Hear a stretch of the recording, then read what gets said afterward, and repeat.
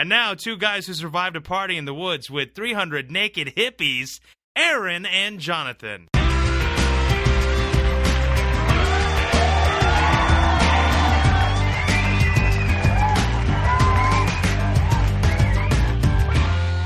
Howdy, and welcome to episode 28 of In the Rabbit Hole's Urban Survival Podcast. We're your hosts, Aaron and Jonathan. In today's episode, we grab our hose and plant our seeds with the authors of the Urban Homestead. You are in the rabbit hole, safe and sound.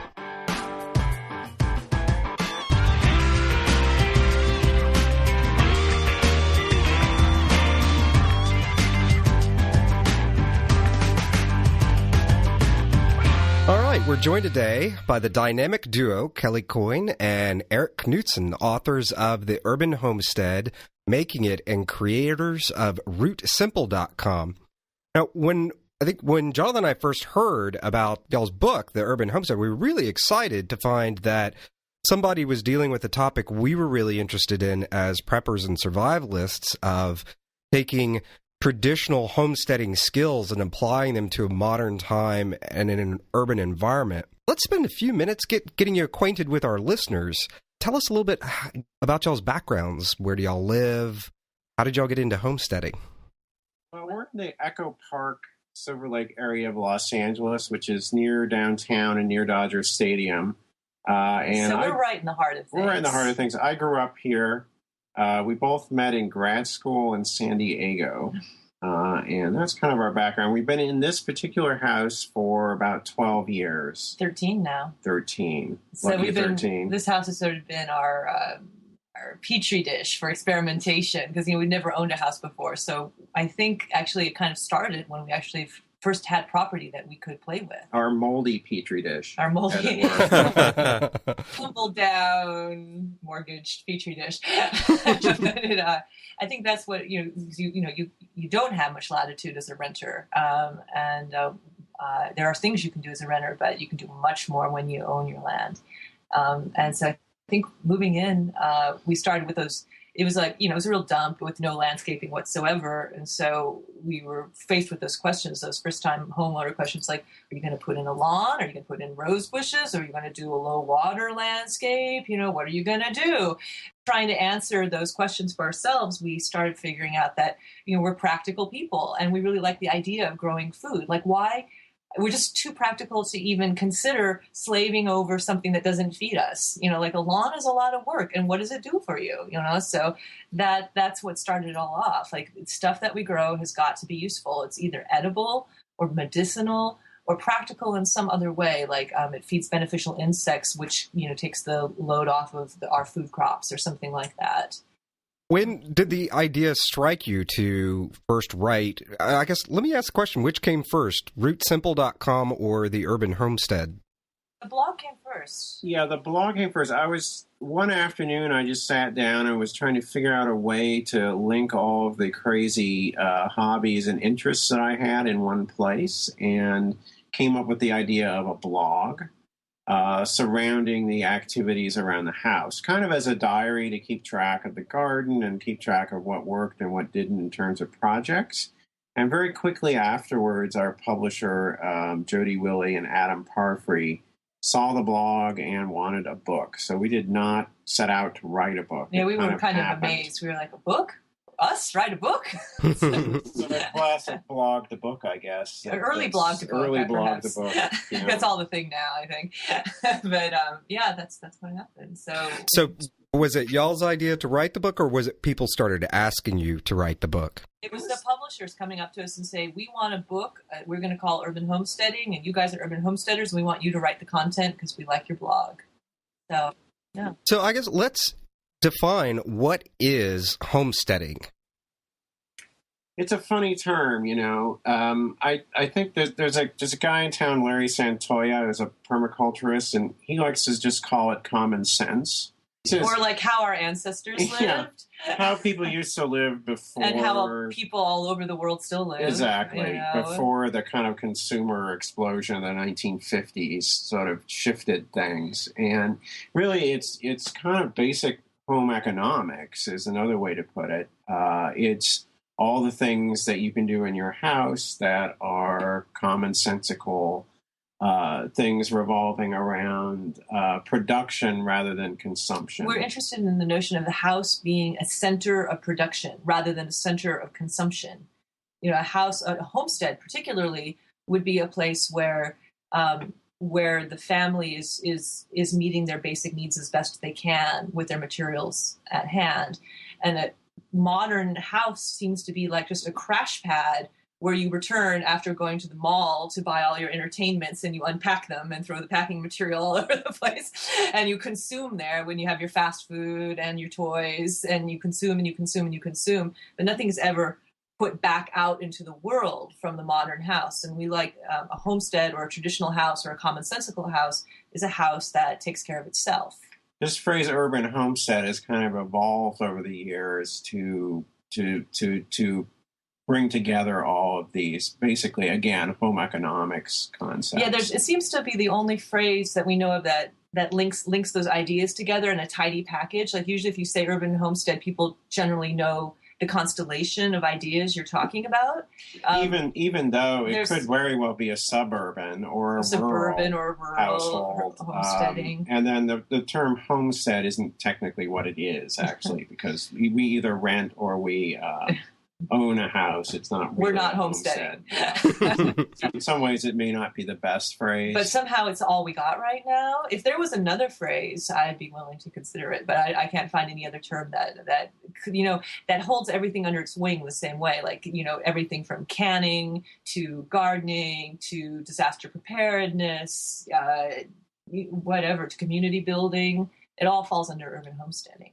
Yeah, I really love the concept that y'all are working with here and talking about how our homes, especially in cities, have become just another money pit for us. And like you said, a crash pad, a place to lay our heads or a place to have friends over for cocktails. But that's kind of where it ends. It really, you know, other than producing grass, our homes don't really seem to do anything for us. Grass is the biggest crop in North America, and I don't mean that other kind of grass. Yeah, what kind of grass? Lawn is the legal kind, I should say. Like second biggest crop in North America. So what was the real goal with the urban homestead? What did y'all want to see come out of that? What did y'all want to see go out into the world?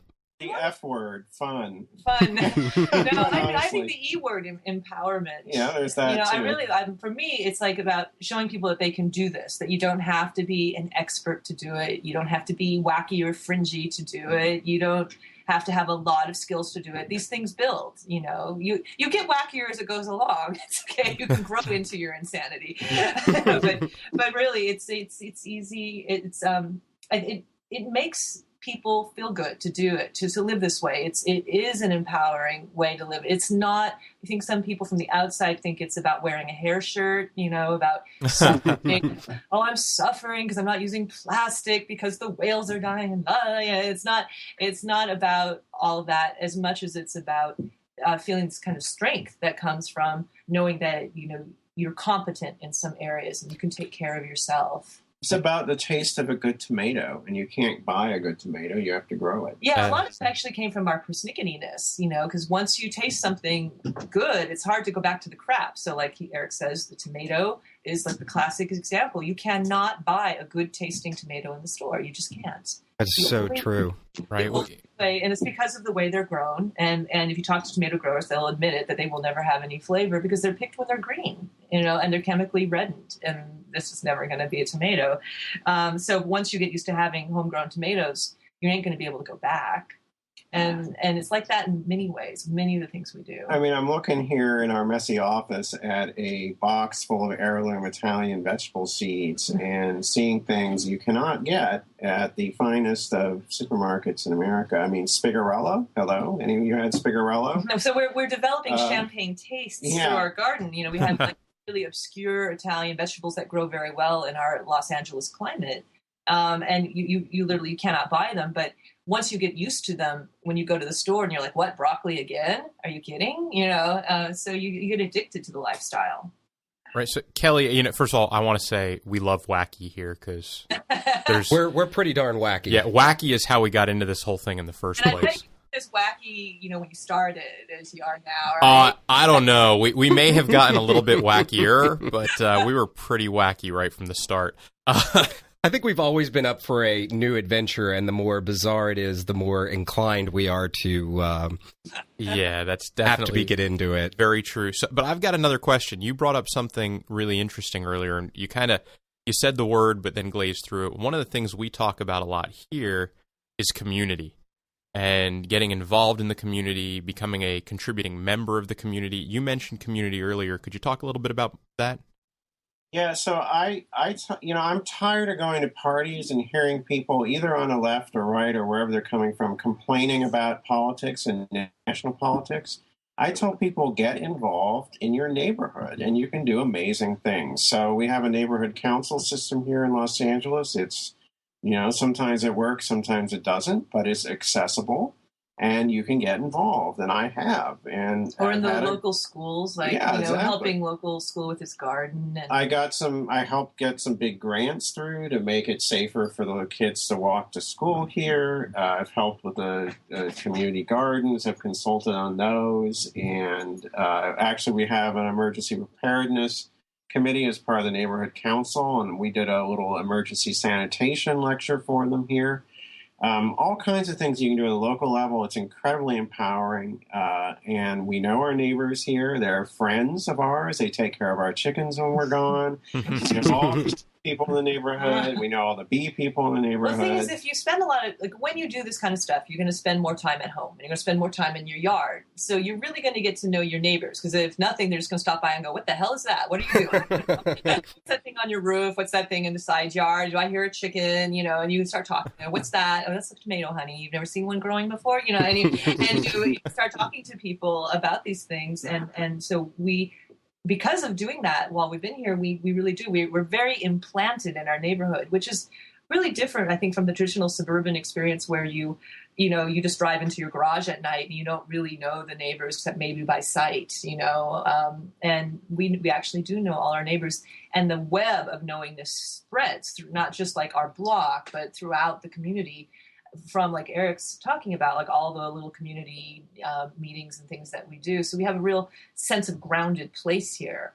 And that makes you feel good. It makes you feel like you belong somewhere. And it only makes you feel good, but it also actually makes activity happen, action and change happen for the better in the community. And I think if more people spent more time at home, concerned about their house and growing things in their yard, they'd start meeting each other and communities would flourish. And if they start getting involved in local politics, I think we'd see a dramatic sea change in our country, right? I mean, you really can change things at this grassroots level much more effectively than you can at either the state or national level. Well, yeah, I mean, traditionally, the whole comment of all politics is local is probably the most true statement in politics, right?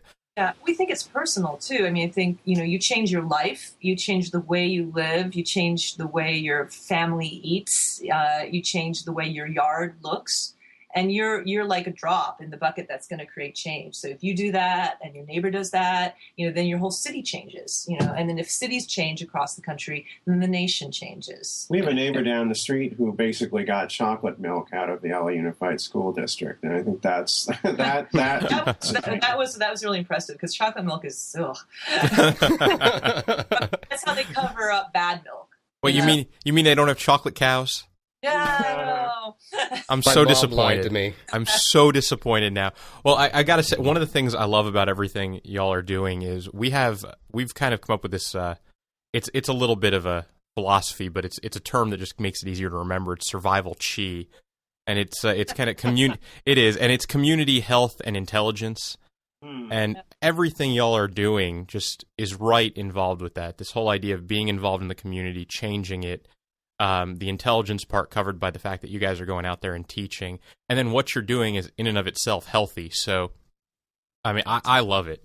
It's about resiliency, right? And if one of my favorite books is The Black Swan. I don't know if you've read it, by Nassim Taleb. Yes. And that's one of the terms that he really likes. And this is how we build resiliency, is by building these local networks. And simply just the act of knowing your neighbor is a big It's an step act of towards resilience. that. You know? Yeah. Y'all have described the Urban Homestead as a book about what's possible. Mm-hmm. So I guess let's go back into that for a few minutes, and I guess let's talk about a little bit, how much land exactly are you guys on, and what are y'all able to produce for yourselves with that amount of land? Our lot is called a 12th acre lot. It's a typical small parcel from the first ring of suburbs that went out around downtown Los Angeles in the 1920s. It's quite small. So the lot's, I think, 40 feet by 100 something, 120, something like that. Oh, wow, that is small. The house takes up about a third of it, our little house, since we have a little front yard and a little backyard. And the front yard's on a hill, so it's terraced. So we've squeezed a lot of things in here. I've got a couple of vegetable beds that I grow vegetables intensively in. More than two, honey. You've got four. I've got 4, right? And then there's He uses couple as a general descriptor for things between 2 and 10. And I keep trying to tell him that couple actually means 2, like a couple. I think my wife and I had this conversation earlier today, so I understand. I think that is a conversation all couples have at some point. It was a couple of months ago. That means like 3 years ago. You know, I don't know. Kelly's the grammar police around I here. don't know. It's just precision, not grammar. All right. So, yeah, precision. So, yeah, there's... So we have 4 vegetable beds. Right. And there's a bunch of small fruit trees. About pretty small. 15 fruit trees. I think that's more than a couple trees. I think y'all have a small orchard going on there. Small, but it's funny, we keep them small. It's one of our big tricks and one of our favorite things to do, and something we wish we would have done when we first moved into the house was to plant a ton of fruit trees. Because when we moved into the house, we're like, well, we don't have room for trees because trees are big. But that is not true, because you can plant a fruit tree, and you should keep fruit trees at a height where you can reach across their top. So like shrub-sized, essentially. So we have a lot of shrub-sized trees.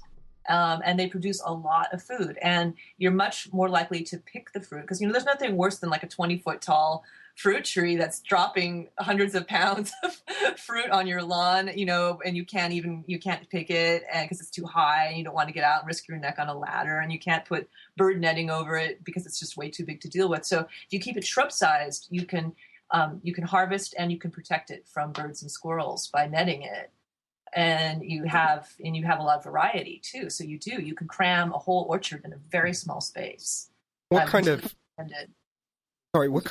fruits are y'all doing this with right now? Oh my gosh! Well, you want to list them off? Honey? Absolutely.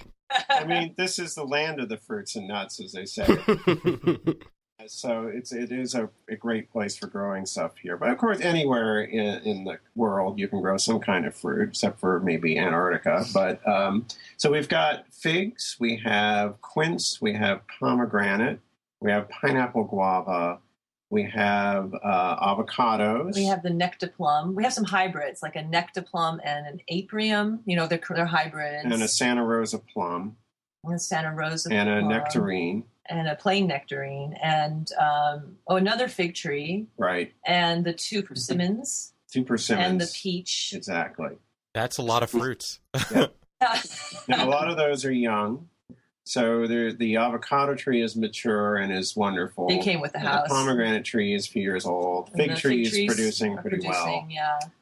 We also have hops too, because I make beer. So we have a couple different varieties of hops. And we have grapevines, yes. Yeah. And the passion fruit vine, which and passion fruit. Yep. It's all about and apples. And the apples, the 2 apples. Apples kind of suck here in LA. You know, I'm considering like switching those out. People up north, you know, do better with apples. Yeah, I'd heard that most varieties of apples actually have to have a good freeze every year or something for their biological cycles. Yeah, there's some varieties that are made to do well and keep. Like there's an Israeli apple called Anna, but I think the really delicious ones are from up north. Although they've been discovering that apples will adapt over the years to being pretty much anywhere. But I still don't think they're as good. I think they want to grow where they get a nice cold snap, you know. That makes them happy. Same with like we can't grow cherries here, which makes me sad. That's one of my low favorites. chill cherries now. But they're not going to be any good. I don't believe in fighting nature. Grow here, which people can't grow in other places. We can grow figs and we can grow pomegranates, which don't grow many other places. And we should be happy with our biblical fruits. It's a Mediterranean climate here. So anything that grows in the Mediterranean, it's a wacky climate. It's a little bit, so like Houston, and Houston has an unusual, very specific climate. Right. Hot and wet. Hot and wet, but you do weird things like you grow tomatoes in the winter and things like that seem weird to other people. Mm-hmm. And LA is very much the same. It's a Mediterranean climate, very rare climate in the world, actually. All gardening advice is local, by the way. Yeah. So, yeah. How much of y'all's food are y'all able to produce out of your own yard? I mean, doesn't sound like y'all need to go to the grocery store very often. We don't, well... No, we go to the grocery store. We go to the grocery store, and I think it's kind of silly to pretend that in an urban environment you're not going to go to the grocery store because we don't have wheat fields, Yeah. or like lentil fields. We don't have room for those staple crops, that actually provide the bulk of your calories in a diet, much less for raising livestock. We eat mostly vegetarian, but we wouldn't have room for a cow anyway. We have chickens. We have chickens for laying eggs. And so there are great nights where we're like, hey, this is a totally home-sourced meal we're having. Maybe we're having an omelet with our own avocados and greens on the side. Like there's those great nights where it's like, yeah, everything we're eating tonight we cooked.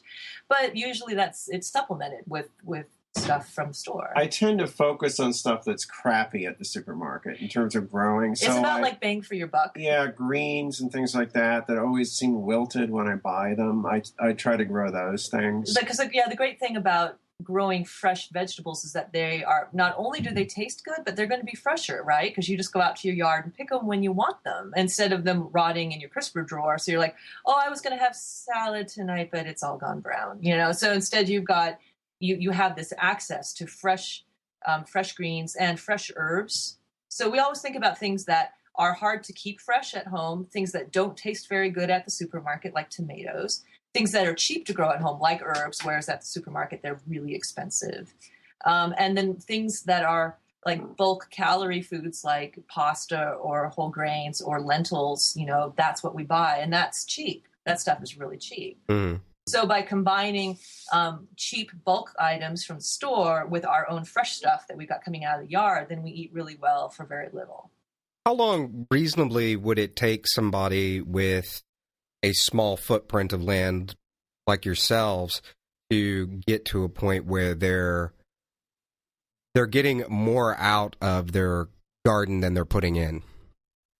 It takes a couple of, it's a learning curve. That's the big thing. Although some people have really good first seasons with they their do, yards, but there's some, it does take some trial and error to get it right. And so it does take a few years before you can learn how to compost and learn how to make sure the soil is in good condition. Learn about your watering and start to get a sense for the timing of your region, like what goes in when, because which I say, it's all very specific and local. And it took us a good while to figure out when do we plant, greens? When do we plant tomatoes? Like, when does it work best? And there's some trial and error involved in that, unless you've got like a good garden mentor, which would be worth their weight in gold. But the time to begin is now for everyone. I mean, get going, get started, understand that it's, there will be some ups and downs. We always talk about mistakes being, great. We cherish our mistakes, and on our blog, we like to blog about our mistakes as much as possible because people love them. I think everybody wants to know about other people's failures. Yeah. We always say that an expert is the person who's made the most mistakes. So it's nothing to be afraid of. And start small. We always tell people that too. Like, Start if you're small. Grow vegetables, maybe 4x8. Yeah, just make up like a 4x8 bed. There you go.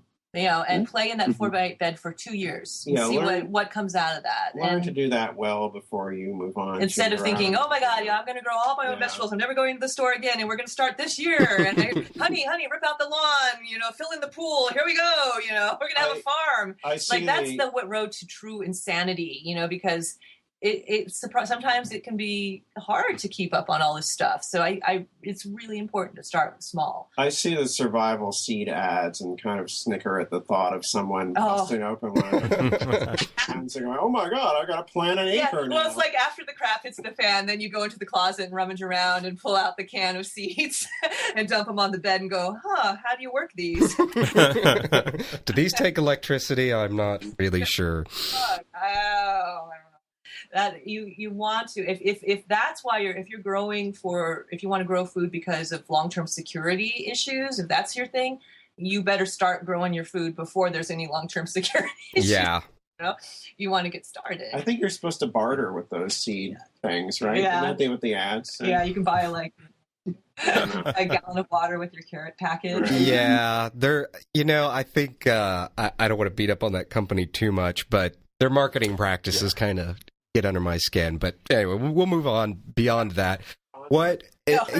You touched on a great topic a minute ago, going back to community, which was talking about mentors. And what are some of the ways that people like myself, who've never really done gardening, can go out and find a mentor within the gardening community? What are some of the resources?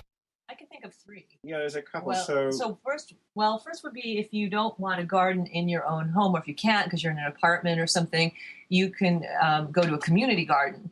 And community gardens, like community allotments, are a great place because you're surrounded by other gardeners, and they usually have tools and fertilizer and stuff there for you to use. So it's very plug and play. You get your plot, there's people around you who know what to do, there's a rake, you're ready to go.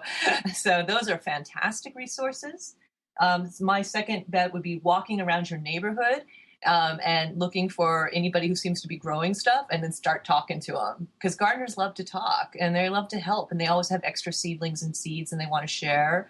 I've rarely met a grumpy gardener, so you might be able to find one in your neighborhood. I think Jonathan's a grumpy gardener. I have to admit, it's not that I'm a grumpy gardener. It's just gardening to me gives me one more thing I have to take care of, and that adds stress. And then there's online county extension service. County extension so, services. and it varies depending on where you are. Some are great, some are not so great. The one here is wonderful. County Extension Service, LA. It has a very specific mission to teach people who are not wealthy how to grow food. So that's a great resource. They also have an answer. You can call them. Anyone can call them with questions. And I don't think people know that. Yeah.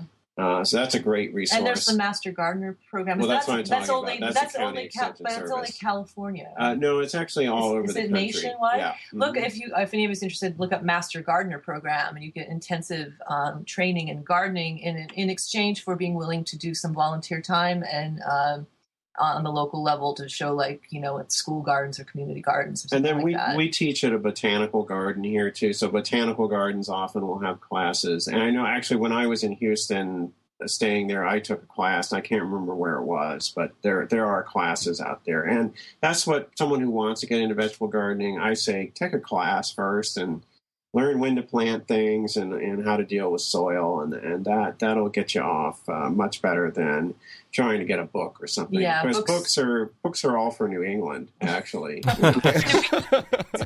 It does not work here. So well, you'd be sitting there looking at the seed packets and be like, so after last danger of frost, so 20 days after last frost, we'd be like, when does it frost? It doesn't frost. It doesn't frost. For years, we were planning everything at the wrong time. Yeah, it was terrible. And the interwebs, of course. Although, that's the caveat with there's a lot of bad information out on the interwebs too. Some of which I've propagated myself. I might use the interwebs more to maybe there might be a local gardening group that you might be able to find through Meetup. Meetup.com. Actually, the way to use the interwebs for gardening advice is to Google the question you're asking and then add County Extension Service, and you'll tend to get more science-based information when you do that, rather than some stupid bloggers' musings. Right. What you touched on another very important, especially within the realm of urban. What is possible for the apartment dweller? So It depends on the apartment. It depends on the apartment. So in the Urban Homestead, our first book, we have plans for making your own self-irrigating pots, which are pots which have a reservoir of water within them in the bottom that wicks up through a soil medium. And you can buy one. It's called an earth box. I think there's a couple other manufacturers too. And those are really nice containers for vegetable gardening in apartment spaces. So for rooftops or patios or balconies or plots of grass that the landlord won't let you dig up, you can just put these containers down. And I've seen some people do some pretty impressive gardens on rooftops and balconies with those. And you're not going to... What's the green... The green roof growers in Chicago. Look up green roof growers. Google that. These are people in Chicago who have amazing annual crops on the roof. In Chicago. They grow watermelons out of containers. Yeah. I mean, it's crazy. So it's surprising what you can do. And then, as Kelly already mentioned, there's community gardens. There can be a long waiting list for those, unfortunately, but, get on the waiting list. So that's another way to do it. But I think you can, it depends on the apartment. I mean, here, I don't know, if you're in like a high-rise apartment, you're really kind of low on options, If you just have like a glass window that looks out over a city skyline, that's a little tough. If you've got if you've got room for window boxes, or you have the area around, like maybe if you have more of a courtyard apartment, maybe you can plant on either side of your stoop. We have a friend who lives in a courtyard apartment that's kind of benignly neglected. So she has a strip of grass in front of hers, and she's just put some raised beds in there and started growing vegetables, and nobody minded. You can also grow at friends and neighbors and relatives' houses. Yeah, most people do not use their yards. I mean, this has been studied, and this is true. Most families don't use their yards, and one ever goes out in their backyards. And so, you might have family or friends who wouldn't mind if you took a corner of their yard and started. UCLA actually did a study where they pointed cameras in people's backyards with their permission, of course, to see how often they actually went out there. And it turns out that people do not go out in their yards. Yeah, so except on 4th of July, Yeah. But again, to go back to like just dealing with your apartment, I mean, you can do little things. You do interventions. You can do herbs and windowsills. Sometimes it's just like the symbolic act of growing, like just having a little tiny garden that you tend well can be really satisfying, and can give you a lot of skills for the future when you might have a different opportunity to have more space. So there's nothing wrong. It's not laughable just to have like a row of pots on your windowsill, because like keeping those herbs and flowers alive and happy is, helps you develop those skills that you're going to need when you have more space. So when you need to use that seed vault, you'll actually have an idea of what you're doing. Have a little more sense of things. And also herbs, again, it's one of my favorite rants is that I love cooking with fresh herbs, and they are really, really expensive in the stores, and they come in those plastic containers, which I object to. And I've got herbs growing all over my yard now. And if I didn't have a yard, I would be growing them on my windowsill. There's nothing easier than growing chives on your windowsill, a little bit of thyme and stuff. It makes all your food taste better, and it could save you a lot of money too. I think one of the other really interesting topics that y'all touched on in the Urban Homestead, and it's something that I'm playing with now as I now have 8 chickens and 4 rabbits, is about urban livestock. And what have y'all have 4 hens? Is that, I think I remember reading that. Is that correct? That's correct. Right. We have 4 hens and we have 2 beehives. Now the beehives was also a very... I think I was a little surprised to read that when I was like, beehive? I've never really thought of a beehive in the city. That seems, and this is a bit loaded, but that seems dangerous. It's dangerous. We like dangerous things. Yeah, dangerous things are good, but actually they're not dangerous. They're quite tame, and they're sweethearts. Well, they are sweethearts. They're my sweethearts. They're Erik's under control, mind control by the Queen, I think. We have a really great resource here, and there's a website called backwardsbeekeepers.com. And it's the person we learned beekeeping from is this guy, Kirk Anderson, and he actually lives in an apartment. So it's another thing you can do in an apartment. He keeps his hives at other people's houses, and he drives around the city and checks 30 on hives. them periodically. 30 hives in And other locations. it's a wonderful skill to have, because as soon as people find out you're a beekeeper, then suddenly you're removing them from people's garages and things like this. So one of my hives came from a kitchen vent in the Hollywood Hills, and the other one came from a shop vacuum. They were actually living in the shop vacuum. An abandoned shop vacuum. An abandoned shop vacuum. As you can tell from what we're saying, our bees, it's a backwards beekeeping. It's a different style of beekeeping, which involves keeping feral bees as opposed to mail ordering, like fancy European bees, which is the standard way of beekeeping. But we go out and capture wild swarms, just like a cowboy. we round those up, and we put them in hive boxes and keep them. And so, some people might think that they're dangerous because they're feral, but to us, feral means strong. They're very strong. They're well adapted to LA climate and pests, and they're healthy little guys. They're the local bees. They're our local bees. Why would we want imported bees? And there's not that much work. It's actually the least chore intensive thing on the property here is those bees. Yeah. Because they feed themselves, they take care of themselves. They do all the cleaning. And I've only been stung once or twice in the backyard. And for some reason, they don't like it when I move my compost pile. I don't know why, but that's the time they bothered me. Other than that, they just come and go, and they're not interested in stinging you. What, as far as, and I guess this kind of also urban livestock topic anyway, which is, how do you deal with neighbors when they look over and go, "You have a beehive? They're going to sting me." And back to that danger conversation. How do y'all deal with neighbors? We have really nice neighbors. We're very lucky in our neighbors. You give them honey and eggs. You bribe them. You talk to them. We're so lucky. We love our neighbors. They put up with a lot, I think, from us. But they like it. They like the sound of the chickens. They like the bees in their yard. They think it's fantastic. And I couldn't love them more for that. Our greatest fear is that, one of them will leave, and then some kind of uptight yuppies will move in and see what we're doing and scream and call the authorities.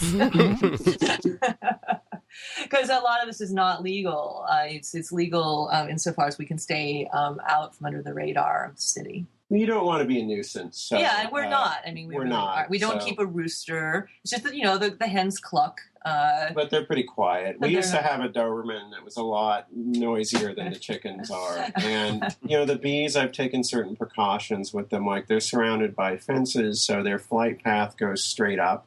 So they shoot straight up 30 feet in the air and take off and fly for miles. They don't hang out around the hive boxes at all. So they're not at all a nuisance. And the chickens, like Kelly said, just cluck a little bit after they lay an egg, but they're pretty quiet. And we have, certain bedding and cleaning sort of methodology, so the chickens don't stink.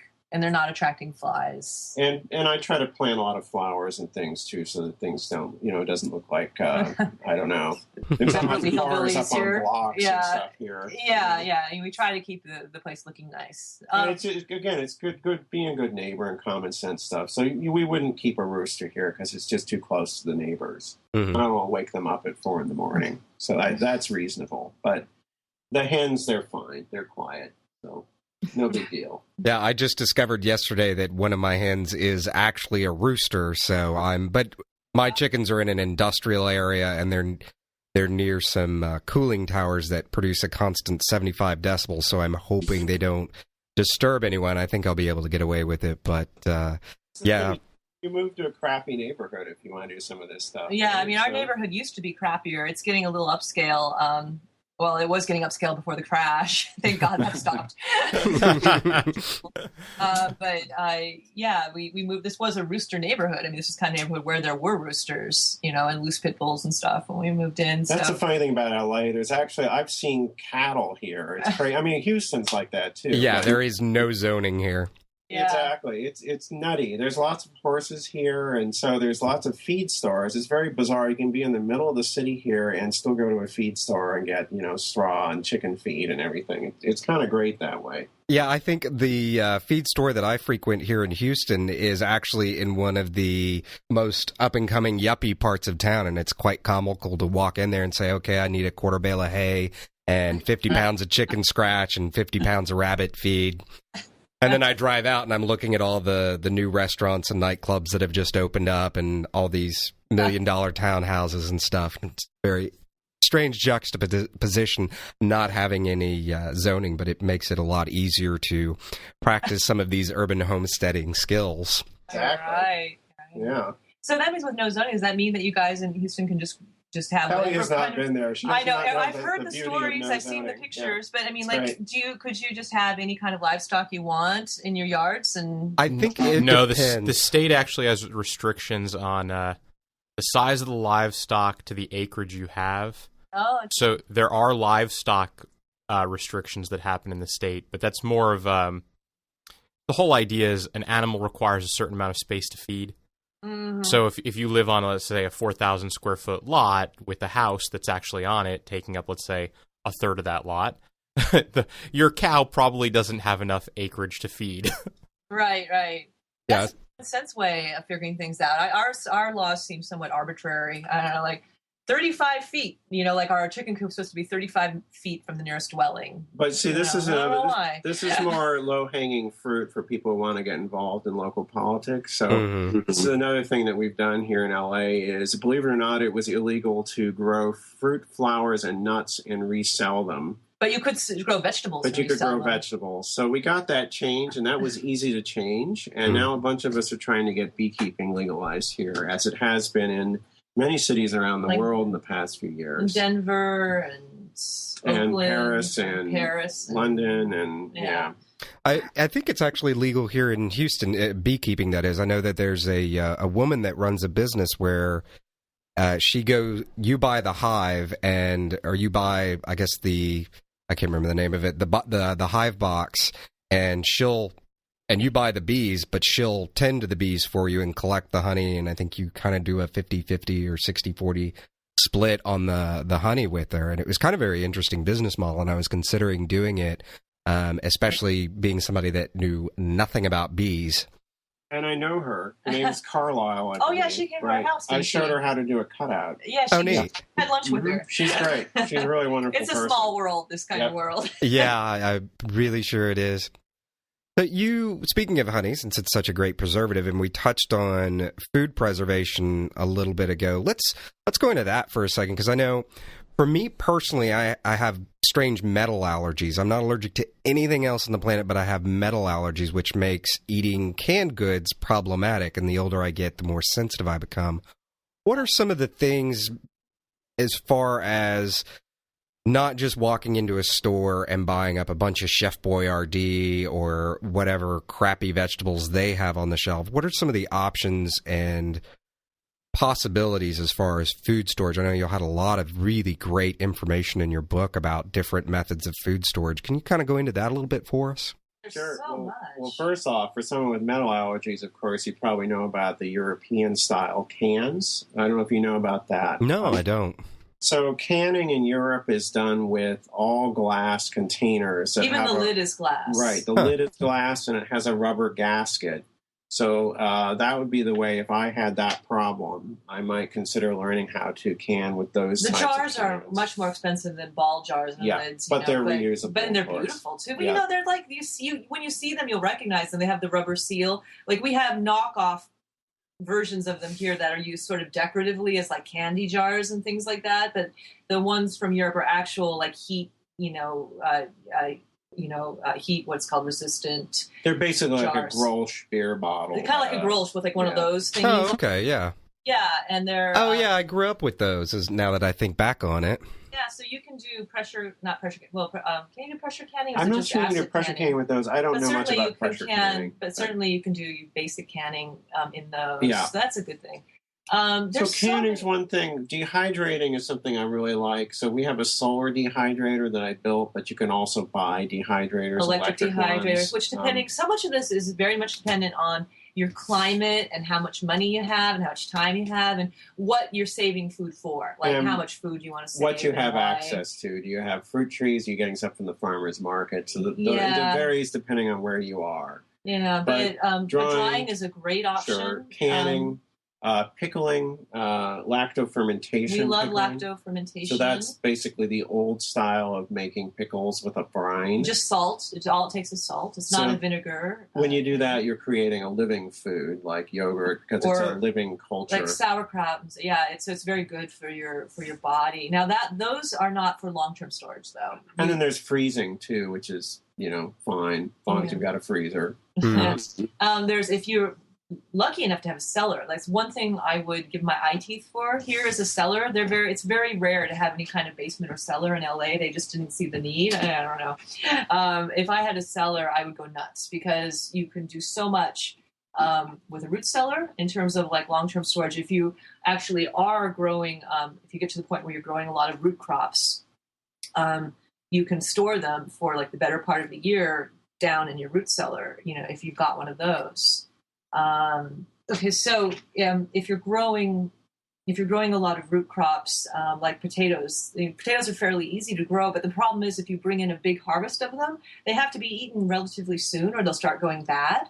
And here it's often warm, so things go bad even faster. So in some ways we, because of our climate, have a disincentive to grow in bulk and store because our climate prevents us from doing that. But we can grow year-round. But we can grow year-round, so it makes up for it. But if you live somewhere with a long winter, you have all the incentive in the world to grow lots of crops, onions, carrots, potatoes, and everything like that during the year, and then root cellar them. And there's a book called Root Cellaring, which is great. I think there's actually a new book out on it too. Yeah. And then again, freezing, canning, and drying too are standard and relatively easy.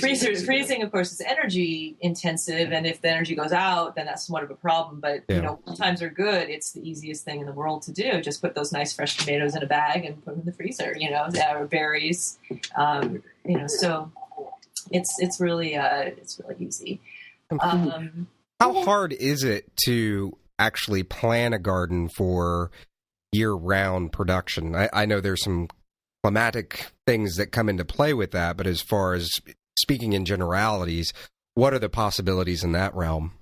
I like to use John Javins' book, How to Grow More Vegetables, and he actually has some charts and some math that you can do that will help you figure out how much of what to plant, because it's easy as a beginner to plant 200 radish plants, and suddenly you have 200 radishes. I'm so excited! Like I want a nice long row of radishes, and it is the hardest thing to do is to figure out the timing and how to stagger crops so that every week you have a few radishes. But Javins has a nice sort of way of helping you figure that out, and I use it. And it seems to work. We've had like one year I just planted way too many turnips. Oh, the turnip year was a terrible year. That was a bad year. We don't even like better turnips. about that.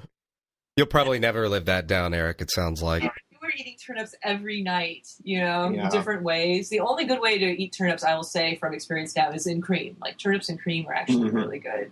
Huh. Yeah. Oh, that's terrible. I have a feeling I'm going to be knee-deep in rabbits and experiencing the same thing and getting the same flack from my girlfriend soon. Rabbit again? We have not done rabbits, but I've heard that yes, you will have many rabbits. Yeah. Well, we actually have a lot of room already designated and everything for the livestock, and I'm even considering bringing in and getting ready to pick up the book. Miniature Livestock. And so I've started looking at miniature. The pygmy goats, the African miniature goats, and so that should be interesting. But the planning the year round, I think, is really important, and I think maybe we can even talk about what are some words to the wise for people just getting started, because I know it's very easy for new gardeners to overwhelm themselves with too many turnips or radishes. What are some of the kind of things that people starting off maybe will get discouraged about? Well, planting the wrong things at the wrong time of year, trying to grow things that don't grow in your climate, planting too much, starting a garden that's too big. These to are handle. all pretty common mistakes. And the most important, and this is what we emphasized in the class we were teaching today, is it's all about the soil.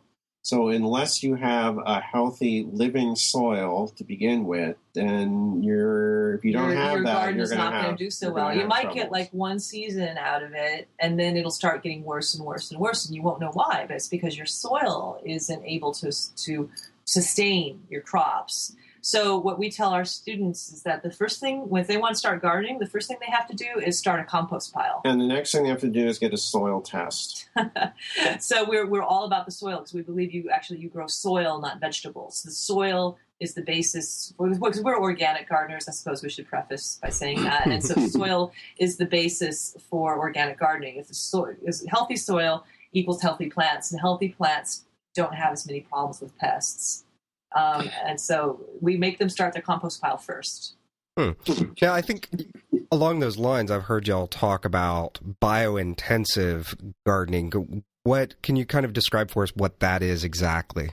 It's John Javins' technique, and we use most of his techniques, but not all. So, we use his compost method, which works well. And I've taken his class up in Willits, which I highly recommend. It was a lot of fun. So the other thing that he does is based on French intensive gardening, which is you plant things not in rows but in blocks, sort of offset. Which is good in urban areas because you can squeeze a lot of vegetables into a small space. See, rows are for driving tractors. So if you're not, or pulling a plow, if you have a small yard, there's no reason to be planting things in rows. You don't need to be just doing waste rows, space. I don't think. And also, plants tend to be happier closer together, actually. If they have a lot of air and dirt around them, that's just places for weeds to pop up and trouble to happen. They provide their own mulch when they're planted closely, and they also look attractive. It looks too. really nice. Yeah, Javins method. So this is John Javins. That's Jeavons. The only thing I don't do that he does is double digging, which is basically a kind of tilling of the soil, and I have a no-till method because I think it's better for the soil and because I'm lazy too. Well, I think I also read in your book, y'all are very firm on the idea of work just makes work. Exactly. Yeah, we love that's our favorite phrase in the world. We like yards to sort of to look a little wild. I think we need to change our aesthetics a little bit. Our yard does not have to look like Versailles, to be a legitimate yard. We like to let things go a bit, and that makes for a healthier yard. And so I don't mean like just letting it go to rack and ruin, but every year we get volunteer fennel plants here, for instance, and we always let the fennel grow because fennel draws beneficial insects like honey. I mean, it looks like an airport around the fennel flowers with so many landings and takeoffs. And our fennel plants get to be like 6 feet tall. It's also edible, and they reseed themselves. And we can collect the seeds and eat them. The fronds are kind of tasty in salads. The bulb is edible too, but mostly it's there for the bugs, to keep the bugs happy. Because you bring in diversity into your yard, and you have less trouble in the long run with pests. So some people would say, "Oh, well, you have to tear out that's a weed," But we're like, "Well, no, we think it's kind of beautiful in some way. Yeah, it's rangy and tall and kind of wild looking, but it's doing a lot of good in our yard, so we're going to leave it there." So I like a mix of native plants, vegetables, and trees. And crazed weeds like the fennel. And I'm doing a little experiment this summer comparing the tomatoes that sprouted accidentally from the compost in random places in the yard with the tomatoes that I carefully planted myself from seed. And, of course, the ones that sprouted randomly from the compost are doing better and actually taste better. So there you go. Well, plants know where they want to grow, so sometimes you just can't force them to grow in certain places. You can try, but, they don't sprout, they don't thrive, they grow, but they get a disease, but volunteers always do really well, so we like volunteers and we encourage them. Oh, we like perennial plants too. Any kind of plant that makes food year after year without our work. Like nopal cactus. We have the nopal prickly pear cactus. We're very fond of. Fantastic. You're familiar with that, in of course. Texas. Yeah, we Yep. have a big nopal in our front yard, which we eat off of a lot. I think actually, as an aside, a lot of this has to do, eating out of your yard has a lot to do with accustoming yourself to eating what's available. So during nopal season, we eat a lot of nopal, and we don't go to the store because we're tired of nopal. Oh, I want broccoli tonight. I'm tired of nopal. We just enjoy the nopal while we have it.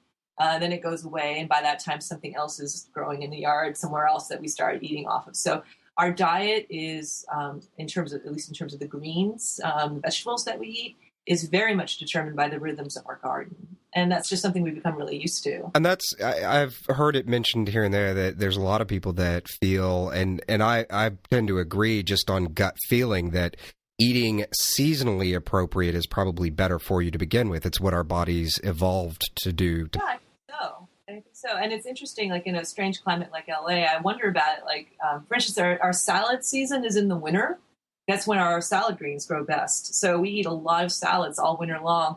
In the summer, I sort of crave salads a bit just because they're cold, but the lettuce bolts too fast here. So we just say, like, work makes work. You can try to sort of encourage lettuce along despite itself in the heat, but we just don't bother, which means there's no salads in the summer. So in the summer, we find other ways to eat, and there are, you can make untraditional salads, like tomato-based salads, like cheese and tomato chunks tossed together or something like that. But it's like working around. So it's not just like, oh, it's summertime, I got to have a salad.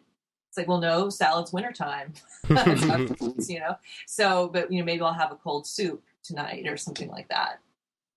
Though I'll point out, I did prove that you can grow lettuce here in the summertime. In the deep shade. Yes, exactly. In the deep shade, yeah.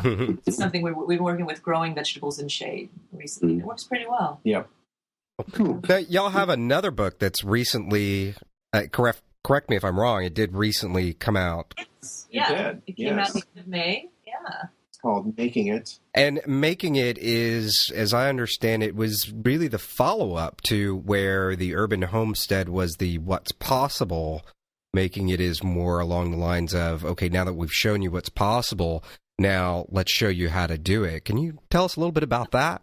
I think, that's a good way of summing it up. Like the Urban Homestead, I'll say, is the why book. Like the why should I? How could I? And the one kind of feedback we got from people was like, well, we want more projects. What else can we do? So we thought, okay, let's do a project book. So everything in there is just projects. It's just projects. There's no thought styling, no pontificating, no opinionating. Just like project number 1, project number 2. And we tried to make the projects as simple and stripped down as possible. Not to say that they're all easy, but we like to make sure that the materials are easily sourced and inexpensive and easy to find. So we don't want to send you on wild goose chases across the internet looking for rare materials or anything like that. We use a lot of stuff over and over again. So like in the home and beauty kind of sections, like I use olive oil and baking soda like over and over and over again, because I just don't want people to have to go out and buy a lot of stuff to try these things. I want it to be stuff that's on hand, preferably.